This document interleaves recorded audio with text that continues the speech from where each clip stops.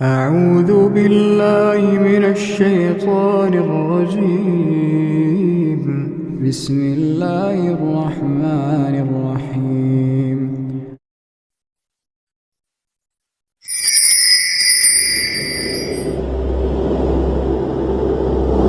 جنید کی سمجھ میں عبداللہ کی باتیں تو آ رہی تھیں، مگر برسہ برس سے جو گرہیں لگی تھیں وہ شاید اتنی آسانی سے کھلنے والی نہیں تھی۔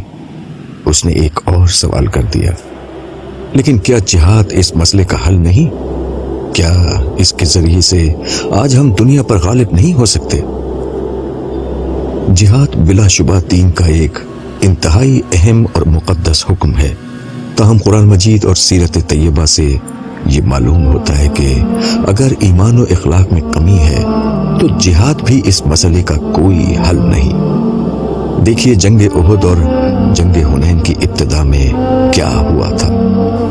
اس وقت رسول اللہ صلی اللہ علیہ وسلم بنفس نفیس موجود تھے، صحابہ جیسا قدسی گروہ موجود تھا، مگر جنگ میں چند لوگوں نے ایمان کے تقاضے یعنی اطاعت رسول میں کمزوری دکھائی اور مال کی محبت غالب آئی تو پورے لشکر کو شکست ہو گئی۔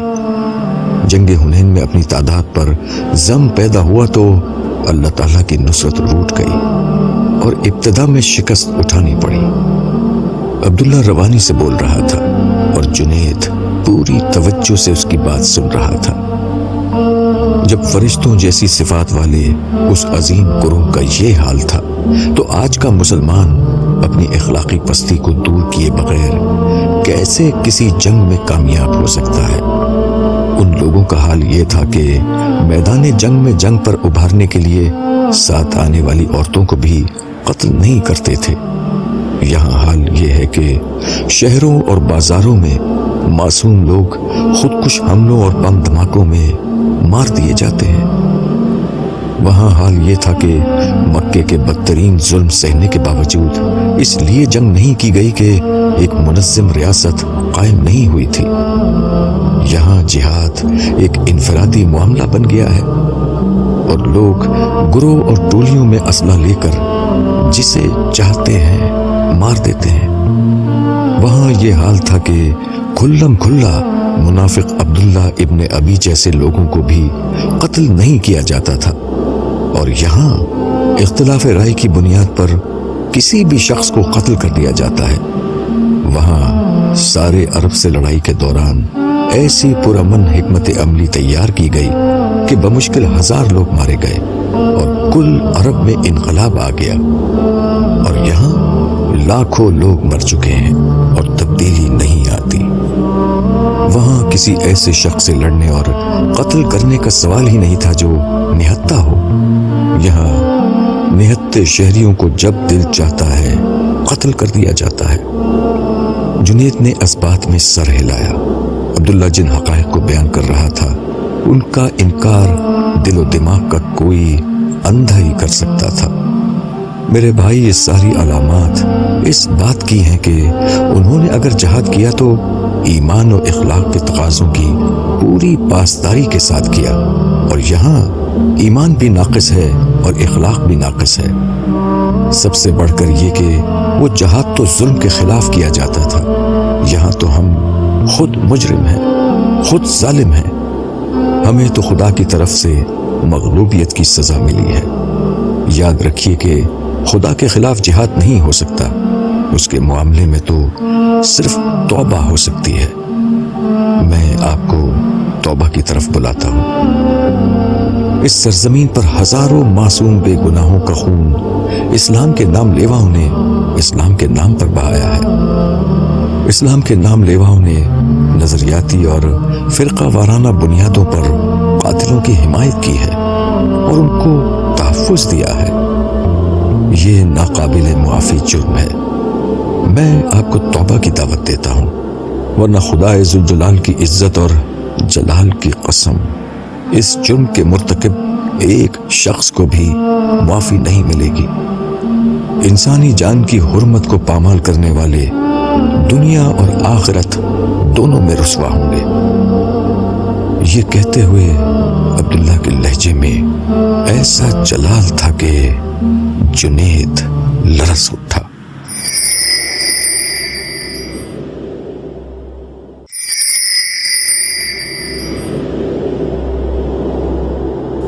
زاریوس کے سامنے سوگویال اور منایوس بیٹھے ہوئے تھے۔ آج اس نشست میں سردار یا ان کا کوئی اور ساتھی موجود نہیں تھا۔ کچھ دیر مجلس میں خاموشی چھائی رہی۔ اس خاموشی کو زاریوس کی مکرو آواز نے توڑا۔ میں نے آج آپ دونوں کو اس لیے بلایا ہے کہ یہ بتا سکوں کہ میں نے اپنے حصے کا کام کر لیا ہے۔ عبداللہ کے خلاف کچھ لوگوں کو تیار کر لیا ہے جو اس کے خلاف فیصلہ کن ضرب لگائیں گے۔ مجھے یقین ہے کہ ہم اپنے مقصد کو حاصل کرنے میں کامیاب ہو جائیں گے۔ بہت خوب محترم زاریوس، آپ سے ہمیں یہی توقع تھی۔ سوگویال نے تحسین آمیز لہجے میں زاریوس کو داد دی۔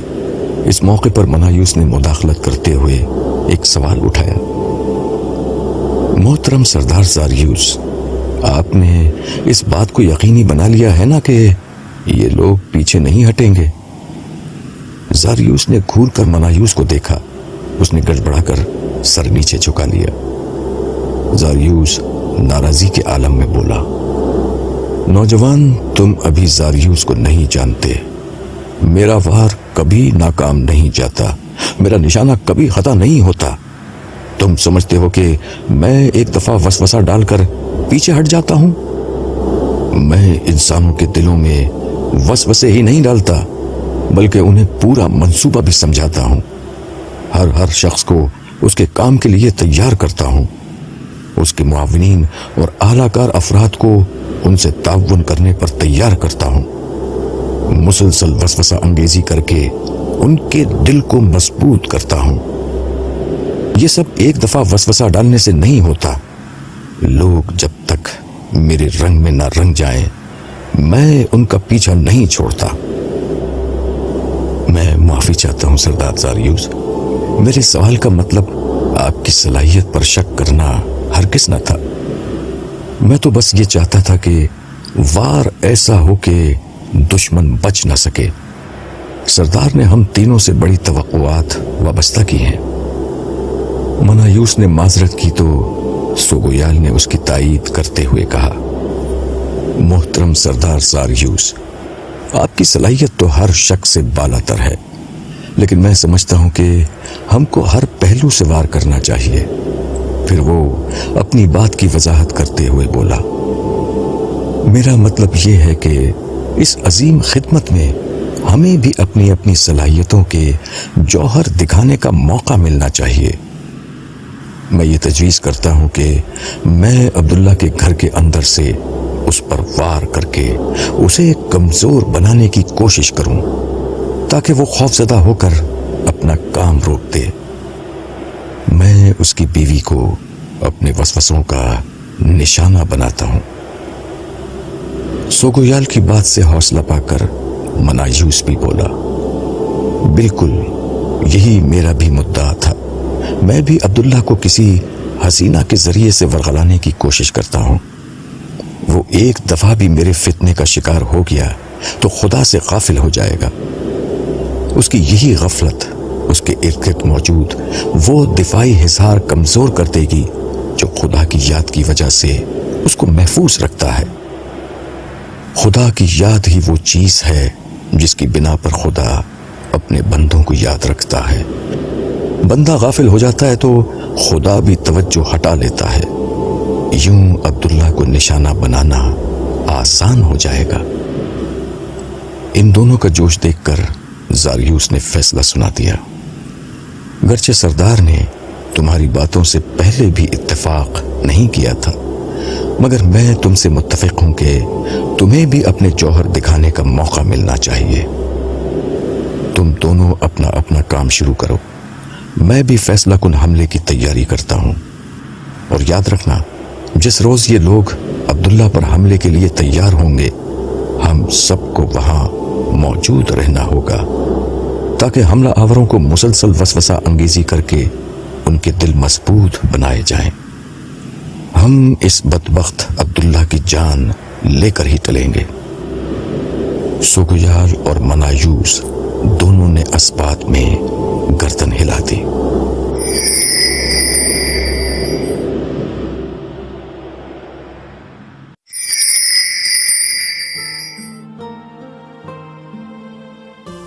یہ داؤد کے جانے کے بعد چوتھا روز تھا۔ عبداللہ اپنی اسٹڈی میں مطالعہ کر رہا تھا کہ نائمہ دروازہ کھول کر اندر آئی۔ وہ کچھ گھبرائی ہوئی تھی۔ اس نے اندر آتے ہی کہا، میرے کچھ جاننے والوں نے مجھے کچھ ای میل بھیجی ہیں، آپ کے خلاف تو بہت پروپیگنڈا ہو رہا ہے۔ وہ کہتے ہیں کہ آپ گمراہ انسان ہیں، یہودیوں کے ایجنٹ ہیں، عیسائیت کو پھیلا رہے ہیں، آپ منکر جہاد ہیں۔ عبداللہ نے نائمہ کی بات سن کر اطمینان سے اسے دیکھتے ہوئے جواب دیا، مجھے پتا ہے کہ کیا ہو رہا ہے اور یہ سب کون کر رہا ہے، تو پھر مجھے تو بہت ڈر لگ رہا ہے۔ نائمہ کی آواز میں وسوسوں کے ناگ لہرا رہے تھے۔ تمہیں کیا شیطان سے ڈر لگ رہا ہے؟ عبداللہ نے اسی اطمینان سے نائمہ سے کہا جس کے چہرے پر شیطان کا نام سن کر سوالیہ نشان آ گیا تھا۔ ان سب کے پیچھے شیطان کام کر رہا ہے۔ انسانوں میں سے کچھ لوگ جب ایمان اور اخلاق سے عاری ہو جاتے ہیں تو وہ شیطان کا سب سے آسان نشانہ بن جاتے ہیں۔ شیطان انہی لوگوں کو اپنا ایجنٹ بنا لیتا ہے۔ یہ احمق شیطان کے کام کو کوئی دینی کام سمجھ کر آگے بڑھاتے رہتے ہیں۔ عبداللہ کی بات پر نائمہ جھلا اٹھی۔ اس نے پریشانی کے عالم میں کہا، شیطان کو ابھی آپ کونے میں رکھیں۔ آپ جانتے ہیں کہ آج کل ایسی باتوں کا مطلب کیا ہوتا ہے؟ یہ لوگ اس طرح کا پروپیگنڈا کر کے اپنے دہشت گرد ساتھیوں کے سامنے قتل کا ایک ہدف رکھتے ہیں۔ اس طرح کے پروپیگنڈے کے بعد آپ کی جان کو شدید خطرہ ہو چکا ہے۔ کیا تم مجھے ان لوگوں سے ڈرا رہی ہو جو لوگ اللہ سے نہیں ڈرتے؟ عبداللہ کے انداز میں بدستور اطمینان تھا۔ نائمہ نے پیشانی پر ہاتھ مارتے ہوئے کہا، عبداللہ آپ کیوں نہیں سمجھ رہے؟ اس ملک میں 60,000 سے زیادہ لوگ مارے جا چکے ہیں۔ قتل کرنے والے قتل کرتے ہیں اور پھر جھوٹا پروپیگنڈا کرنے والے ان کے یہ حمایتی جھوٹ اور پروپیگنڈے کی دھول اڑا کر لوگوں کا دھیان ان دہشت گردوں سے ہٹا کر دوسری طرف لگا دیتے ہیں۔ عبداللہ آپ بھی مارے جائیں گے اور کوئی کچھ نہیں بولے گا، کسی کا کچھ نہیں بگڑے گا، ہم برباد ہو جائیں گے۔ نائمہ یہ کہتے ہوئے رونے لگی۔ عبداللہ اپنی نشست سے کھڑا ہو گیا۔ وہ نائمہ کے قریب آ کر بولا، نائمہ میری ایک بات یاد رکھنا، میں کسی فرقے، کسی نسل، کسی قوم کی جنگ نہیں لڑ رہا، میں اللہ کی جنگ لڑ رہا ہوں۔ یہ جنگ لڑنے والوں کو شیطان انسانوں میں سے اپنے ساتھیوں کے ذریعے سے ہمیشہ ڈراتا ہے، مگر اللہ کا حکم ہے کہ ان سے نہیں، اللہ سے ڈرنا چاہیے۔ اللہ رب العالمین کوئی جنگ نہیں ہارتا، اللہ والے بھی نہیں ہارتے۔ پھر سن لو نائمہ، اللہ نہیں ہارتا، اللہ والے بھی نہیں ہارتے۔ تمہیں شاید ابھی میری بات اجنبی لگے، لیکن ایک دن آئے گا میں تمہیں اپنے یہ الفاظ یاد دلاؤں گا۔ آپ ٹھیک کہتے ہیں، مگر ان لوگوں کا کیا کیا جائے؟ یہ تو آپ کے پیچھے لگ گئے ہیں۔ وہ کچھ سمجھنے پر تیار نہیں تھی، تاہم اب اس نے رونا بند کر دیا تھا۔ نائمہ، اللہ تعالیٰ کہتے ہیں کہ ان لوگوں سے مت ڈرو، مجھ سے ڈرو۔ ہمیں اللہ سے ڈرنا چاہیے۔ ہمیں بس یہ خیال رکھنا ہے کہ ہم کوئی ایسا کام نہ کر دیں جو اللہ کو ناراض کر دے۔ یہ سب سے اہم ہے۔ اگر ہم ایمان و اخلاق کے تقاضوں کو پورا کر رہے ہیں تو ہم کو سرکار دو عالم کا وہ فرمان یاد رکھنا چاہیے جس میں آپ اللہ تعالیٰ کا ارشاد بیان کرتے ہیں کہ جس نے میرے کسی دوست سے دشمنی کی، میرا اس کے خلاف اعلان جنگ ہے۔ وہ خود قرآن میں کہتے ہیں کہ اللہ اہل ایمان کا کارساز ہے، پھر غم کیسا؟ یہ سب سر آنکھوں پر، لیکن پھر بھی آپ احتیاط کریں۔ مجھے اپنا کام کرنا ہے، اللہ کی بات، اس کا قانون اور اس کے حبیب صلی اللہ علیہ وسلم کی دعوت بے کم و کاست لوگوں تک پہنچانی ہے۔ اگر یہ کام بند کر دیا تو پھر شیطان جیت جائے گا۔ میری زندگی میں شیطان نہیں جیت سکتا۔ اور نائمہ، کسی کو تو سچ بولنا ہوگا، کسی کو تو پہلا پتھر مارنا ہوگا، مگر زندگی بہت قیمتی ہوتی ہے۔ ہاں، زندگی بہت قیمتی ہوتی ہے، مگر اتنی نہیں کہ انسان سچ بولنا چھوڑ دے۔ اور اب تم ہمت سے کام لو۔ نائمہ، زندگی اور موت اللہ کے ہاتھ میں ہے، بے شک اس کے ہاتھ میں ہے، مگر اللہ ہی کا تو حکم ہے کہ انسان اپنی حفاظت کا بندوبست کرے۔ نائمہ کی بات پر عبداللہ ہنسنے لگا۔ چلو اس بہانے بہت عرصے بعد نوجوانی والی بحث کرنے والی نائمہ دوبارہ زندہ ہوئی ہے۔ پھر وہ ایک لمحے کو خاموش ہو کر بولا، یاد رکھنا نائمہ، ہم سب خدا کی بساط کے ادنا مہرے ہیں۔ شطرنج کی بساط پر بعض اوقات مخالف کو شہمات دینے کے لیے کسی مہرے کو پٹوا دیا جاتا ہے۔ اگر اس بساط پر خدا کا فیصلہ یہ ہے کہ کسی کو شہمات دی جائے تو پھر کسی نہ کسی مہرے کو تو پٹوانا ہی پڑے گا۔ عبداللہ کی بات کا مطلب سمجھتے ہی نائمہ دوبارہ رونے لگی۔ وہ روتے ہوئے عبداللہ سے لپٹ گئی، پھر سسکیوں کے درمیان اس کی مدھم سی آواز ابھری، نہیں، ایسا نہیں ہوگا، آپ کو کچھ نہیں ہوگا، میں اللہ میاں کے پیچھے لگ جاؤں گی، اس سے آپ کی حفاظت کی دعا مانگوں گی، وہ میری بات سنتے ہیں۔ بہت ہو گیا نائمہ، ان لوگوں نے خدا کے دین کو بہت بدنام کر دیا ہے۔ میرے آقا رحمت للعالمین تھے، مگر انہوں نے اسلام کو خوف اور دہشت کا عنوان بنا دیا ہے۔ اب ان پر فیصلہ کن اہتمام حجت کا وقت آ گیا ہے، اب فیصلہ ہو کر رہے گا۔ پھر وہ روتی ہوئی نائمہ کو خود سے الگ کرتے ہوئے مخاطب ہوا، اور دیکھو، مجھے کمزور مت کرو، یہ شیطان ہے جو تمہارے ذریعے سے مجھے کمزور کر رہا ہے۔ تم کمزور ہوگی تو میں بھی کمزور ہو جاؤں گا، تم طاقتور رہو گی تو میں بھی طاقتور رہوں گا۔ تم اللہ پر بھروسہ رکھو، کوئی شخص اللہ کے فیصلے کے بغیر اس دنیا سے رخصت نہیں ہو سکتا۔ اگر اس نے فیصلہ کر لیا ہے تو میں کسی حادثے میں، کسی بیماری سے بھی ٹھیک اسی وقت رخصت ہوں گا جو میرے لیے لکھا جا چکا ہے، اور اگر اس کا فیصلہ نہیں ہے تو ساری دنیا بھی میرا کچھ نہیں بگاڑ سکتی۔ اس لیے شیطان کے وسوسوں میں آ کر اپنے آپ کو اور مجھ کو کمزور مت کرو، میرا ساتھ دو۔ جنت کے بلند درجات بلند حوصلے سے ملتے ہیں۔ یاد رکھو نائمہ، اللہ نے یہ دنیا امتحان کے لیے بنائی ہے، مگر اکثر وہ انسان کا امتحان نہیں لیتے، صرف حوصلے کا امتحان لیتے ہیں۔ عبداللہ کی آخری بات سن کر نائمہ کو ایک زبردست جھٹکا لگا۔ برسوں پرانی یادیں پھر تازہ ہو گئیں۔ اسے بہت کچھ یاد آ گیا۔ عبداللہ سے اپنی شادی سے قبل آنے والا خواب یاد آ گیا۔ عصر کی وہ شخصیت یاد آ گئی جس نے اس کی سوچ اور شخصیت کو بدل دیا تھا۔ عصر نے اسے آخری نصیحت یہی کی تھی، اللہ تعالیٰ نے یہ دنیا امتحان کے لیے بنائی تو ہے، مگر اکثر وہ صرف حوصلے کا امتحان لیتے ہیں، انسان کا نہیں۔ نائمہ نے دوپٹے سے اپنے آنسو پوچھے اور پورے عزم کے ساتھ بولی، عبداللہ میں پوری طرح آپ کے ساتھ ہوں۔ میں وقتی طور پر شیاطین کے وسوسوں کا شکار ہو کر آپ کو کمزور کرنے لگی تھی، مگر اب میں ان شیطانوں کی شرارت کو سمجھ گئی ہوں۔ آپ اطمینان سے اپنا کام کیجیے، مجھے آپ ہر قدم پر اپنے ساتھ پائیں گے۔ وہ ایک لمحے کو رکی اور وہی بات دہرائی جو اس نے عصر کی آخری نصیحت کے جواب میں کہی تھی۔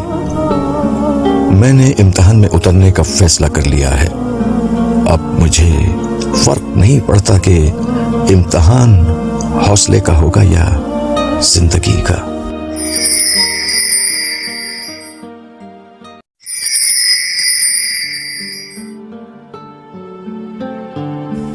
نبیہا کے دروازے پر دستک ہوئی۔ اس نے پوچھا، کون ہے؟ دروازہ دھیرے سے کھلا اور سارا نے اندر آتے ہوئے کہا، کیا میں کچھ دیر کے لیے تمہارے پاس آ سکتی ہوں؟ نبیہا نے قدرے بیزاری سے کہا، آ جاؤ۔ سارا آہستگی سے اندر داخل ہوئی اور مسہری پر لیٹی ہوئی نبیہا کے پاس آ کر بیٹھ گئی۔ نبیہا، مجھے تم سے سوری کہنا تھا۔ دراصل میری وجہ سے امی نے تم سے اس طرح بات کی۔ یہ گھر میرا نہیں، تمہارا ہی ہے۔ تمہاری اطلاع کا شکریہ۔ ویسے مجھے پتا ہے یہ میرا ہی گھر ہے، نبیہا نے طنزیہ لہجے میں کہا، اور ہمیشہ تمہارا ہی رہے گا۔ سارا نے اس کے لہجے کی کاٹ کو نظر انداز کرتے ہوئے اسی نرمی کے ساتھ کہا۔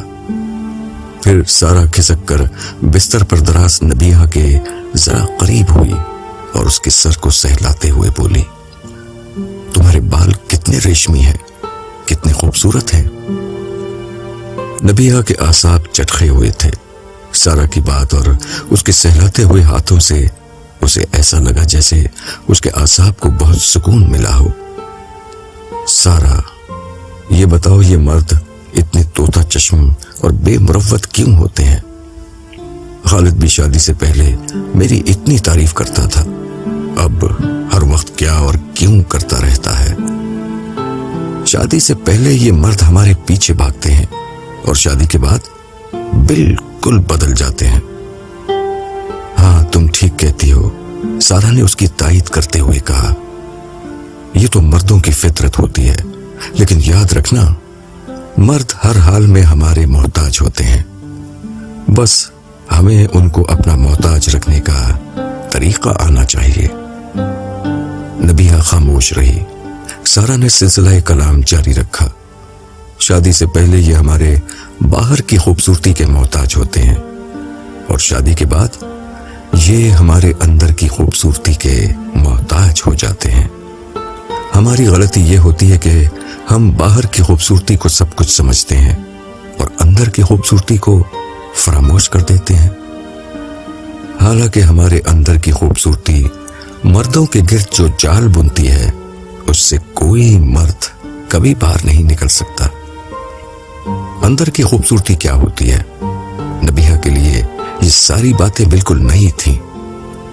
اندر کی خوبصورتی محبت، خدمت، صبر اور موافقت کا نام ہے۔ چھوڑو سارا، اس کا مطلب تو یہ ہوا کہ ہماری کوئی زندگی نہیں، ساری زندگی دوسروں کے لیے گزارتے۔ نہیں، ایسا نہیں ہے۔ انسان بے حس مخلوق نہیں ہے۔ جب ہم دوسرے کے لیے اچھے ہو جاتے ہیں تو دوسرے بھی ہمارے لیے اچھے ہو جاتے ہیں، لیکن دوسرے کے لیے جینا مشکل کام ہے۔ نہ بابا، مجھ سے تو یہ نہیں ہوگا۔ کبھی تم نے سوچا ہے کہ میں اور تم اپنے آپ کو اتنا خوبصورت بنانے کی کوشش کیوں کرتے ہیں؟ ہم ویکسنگ کراتے ہیں، ڈائٹ کرتے ہیں اور اپنے جسم پر اتنی مشقتیں ڈالتے ہیں، یہ بھی تو دوسروں کی نظر میں اچھا بننے اور اپنی تعریف سننے کے لیے ہی کرتے ہیں۔ مگر پھر بھی وقت کا بہتا دریا ہمارے حسن و جمال کی ہر بہار کو خزاں میں بدل دیتا ہے۔ اتنی ہی محنت اگر ہم اپنے اندر کو اچھا بنانے کے لیے کر دیں تو ہم اندر سے بہت خوبصورت ہو جائیں گے۔ یہ خوبصورتی ہمیشہ بڑھتی چلی جاتی ہے، اور اس کے نتیجے میں جو مقام ہمیں حاصل ہوتا ہے وہ کبھی ختم نہیں ہوتا۔ یاد رکھنا نبیہا، شوہر کی نظر میں پہلی خوبصورتی ہر گزرتے دن کے ساتھ بے معنی ہوتی چلی جاتی ہے، دوسری خوبصورتی اہم ہوتی چلی جاتی ہے۔ اور تمہیں ایسی باتیں کہاں سے آئیں؟ تم پہلے تو ایسی نہیں تھی۔ ہاں بس آ گئی۔ پھر سارا کے ذہن میں خیال آیا، کیا تم ان صاحب سے ملنا چاہو گی جن سے مجھے یہ باتیں آئی ہیں؟ ویسے ان کے پاس شیطانوں کو بھگانے اور شوہر کو قابو کرنے کا بہت اچھا نسخہ بھی ہے، چلو ملوا دو، ویسے ہی میں گھر میں پڑی بور ہو رہی ہوں۔ ٹھیک ہے، پھر تم تیار ہو جاؤ، میں نائمہ باجی کو فون کر کے ابھی ٹائم لے لیتی ہوں۔ یہ کہہ کر سارا اپنے کمرے کی طرف چلی گئی۔ نبیہہ بھی اٹھ کر تیار ہونے لگی۔ تھوڑی دیر میں نبیہہ تیار ہو کر باہر آئی تو سارا روانگی کے لیے اس کی منتظر تھی۔ اسے دیکھ کر سارا لمحہ بھر کو پریشان ہو گئی۔ اول تو اس نے بھرپور میک اپ کیا تھا جس کی اس وقت کوئی ضرورت نہیں تھی، اس سے بڑھ کر وہ بالکل باریک لباس پہنے ہوئی تھی جس سے اس کا پورا جسم جھلک رہا تھا۔ سارا کو اس حال میں اسے عبداللہ کے پاس لے جاتے ہوئے شرم محسوس ہو رہی تھی، جبکہ نبیہہ اطمینان کے ساتھ جانے کے لیے تیار کھڑی تھی۔ سارا نے دبے لفظوں میں اس سے کہا، کیا بہتر نہیں ہوگا کہ تم کوئی دوسرا ڈریس پہن لو؟ دیکھو سارا، تمہاری کلاس میں شاید یہ ڈریس کچھ ٹھیک نہ ہو، میری کلاس میں ایسے ہی چلتا ہے۔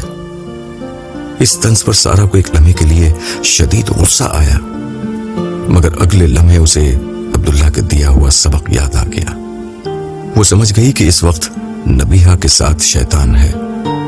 اس نے نرمی سے کہا، چلو کوئی مسئلہ نہیں، یہ ڈریس ٹھیک ہے، بس یہ کرو کہ دوپٹے سے جسم ڈھانپ لو۔ میں نے ساری زندگی یہ کام نہیں کیا، اب تم بتاؤ چل رہی ہو یا میں واپس اپنے کمرے میں جاؤں؟ نبیہہ نے گاڑی کی چابی ہوا میں لہراتے ہوئے فیصلہ کن لہجے میں کہا۔ سارا نے بے بسی سے جواب دیا، ٹھیک ہے چلو۔ راستے میں وہ تھوڑا پریشان تھی، پھر اسے عبداللہ کی عادت کا خیال آیا کہ وہ اس طرح کی خواتین کو پہلے دن ہی حیا کا واس کبھی نہیں کرتا۔ اسے یقین تھا کہ عبداللہ کوئی ایسی بات نہیں کرے گا جس سے نبیہہ بھڑک اٹھے۔ یہ سوچ کر وہ مطمئن ہو گئی۔